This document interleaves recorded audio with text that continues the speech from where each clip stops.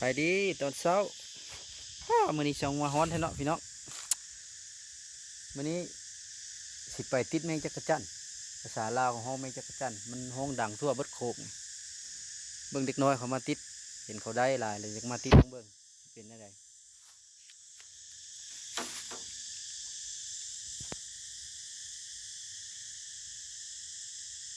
โอเค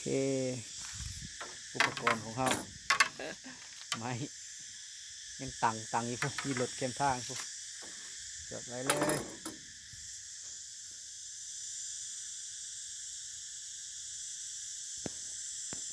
โอเค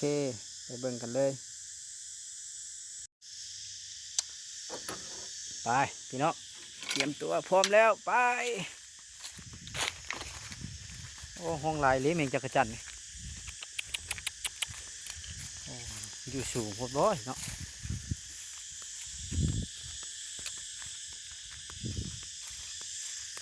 หายอยู่นะ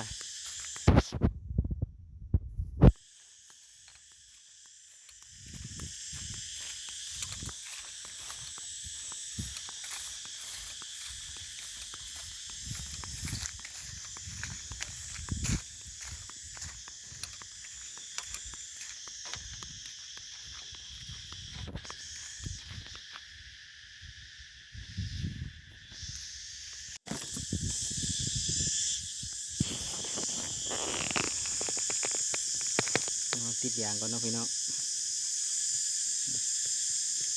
ตอนการเอายางโอ้เหนียวดิ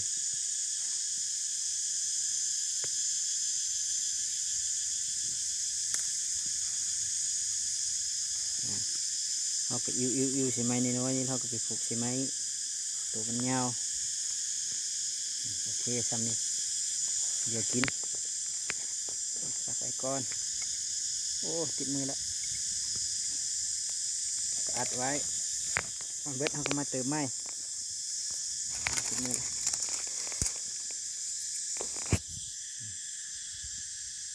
เป็นยางติดแมงจักรจั่น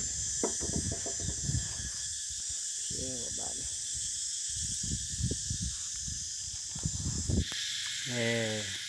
ได้แล้วพี่น้องตัวนึง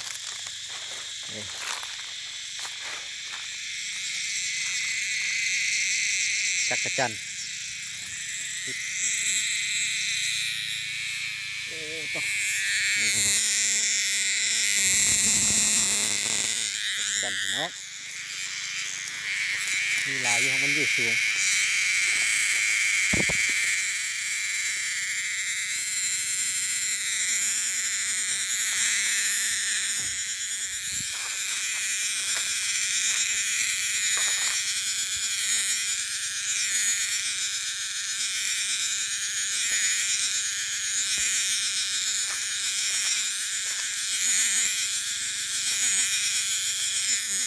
โถ่พี่น้องเอ้ยเสียงห้อง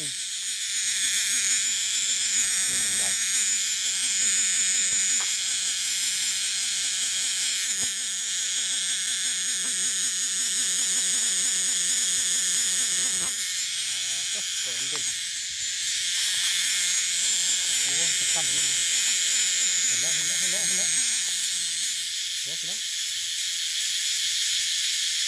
โอ้ประทันครับ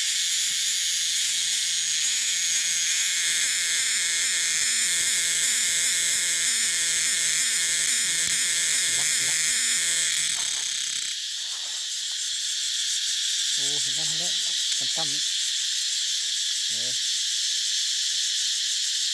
ปั๊บแน่ไปแล้วตัวหนึ่งพี่น้องอ๋อหลาย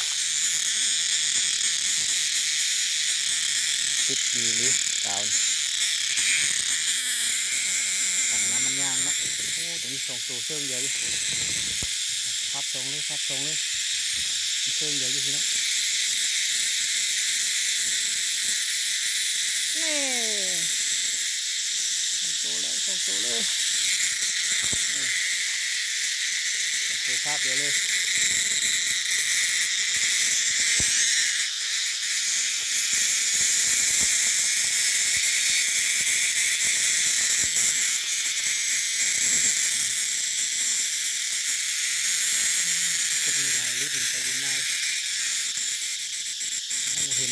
าไปอยากดีมันได้เห็นแล้วตัวนี้แล้วโอ้ยเสียดายมือกล้องออกมานำเนาะมัน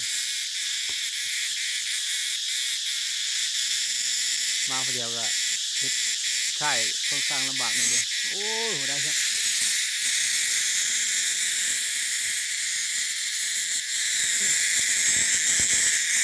มือเส้น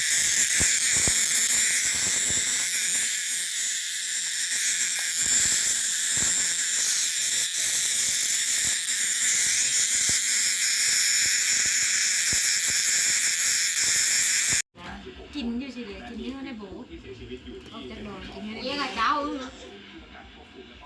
ขวแมงจักรจันทร์ อยู่ก็เอามาแก้มแหละเป็ด ขวแมงจักรจันทร์ผลงานมื้อเว้นนี้ผลงานติดเว้นนี้ ไม่ได้เต็มถ้วยซ้ำเป็นหลายไม่ใช่ว่าผล